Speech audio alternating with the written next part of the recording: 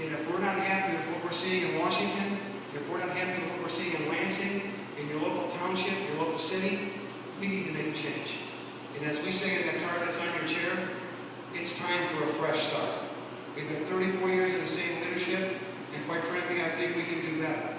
And that's what my role is in this campaign, is to try and convince enough voters that we've had the same leadership for 34 years. And as I said to some folks, Matt Millen was hired by Bill Ford a few years ago. I'm a big Detroit Lions fan. That's supposed to be a joke. I am a Lions fan. They were 8-8 when they hired Matt Millen. One play away from making the playoffs. And in 8 years, Matt Millen led that team go from 8-8, one play from the playoffs, to 0-16 in the laughing stock of the NFL.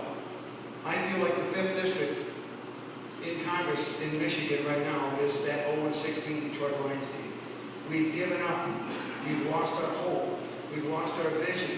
We've lost our confidence. And when I look around this district, one gentleman mentioned Greenfield Village. There's also Alexander Graham Bell's lab where he invented the telephone. But if you think about the history of this area, what's been invented here, what's been built here, we have smart people. We have skilled labor. We have hard-working people. We have an infrastructure. We have educational systems that are second to none. We have the best engineering school in the world. There's one problem. We have no engineering jobs.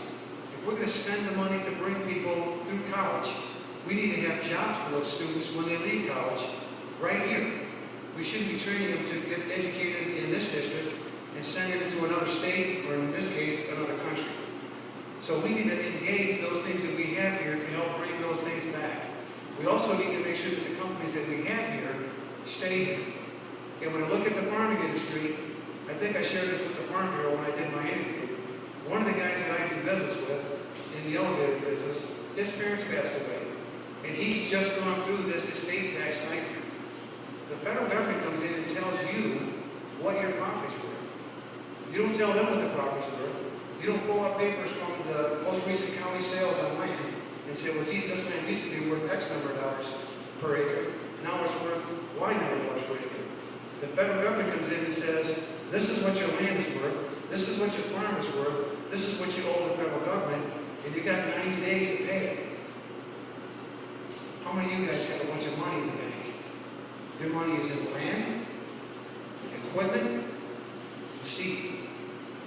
Some of you got some money in the bank, but by and large, you don't have enough money to pay that 55% penalty that they put there.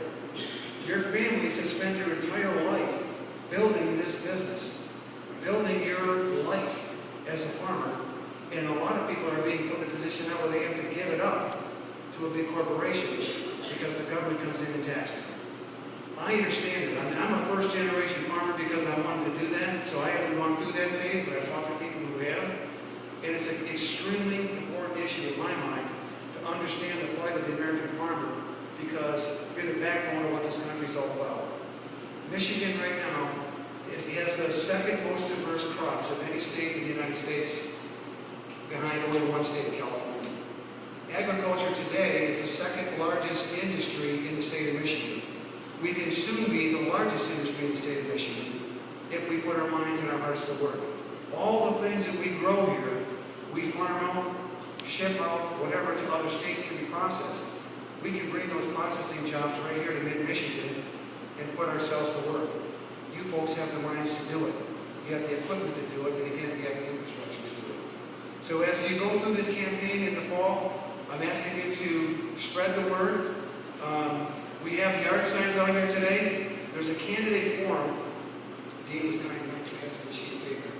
On September 9th in Vassar, put on by the Western Thumb Tea Party from 6 p.m. to 9 p.m. It's a candidate forum. In Carroll, Brentwood. Oh, Brentwood Restaurant in Carroll, okay. On September 9th, where the candidates running from these different offices for the state level, the local level, and the federal level will be there answering questions. So it's a second opportunity for you folks to see the different candidates. My wife has some papers in the back of the room, because as we're running for this campaign, we're learning some things along the way. It's one thing to talk to folks. It's another thing to figure out how do you get someone voted into office. And what it takes to win in a campaign is three things: time, talent, lot of folks that own farm property have very visible acreage where people drive by every day.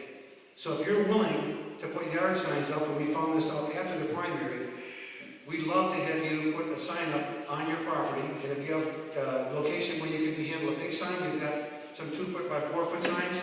We'd like you to sign this piece of paper and say, this is where my farm is located. I'd like you to put a yard sign on my property. Some of you already have them up. Second thing is time. In a campaign, it takes a lot of moving parts to get the word out. The folks in the Tea Party are starting to do that. The folks in the Republican Party are starting to do that.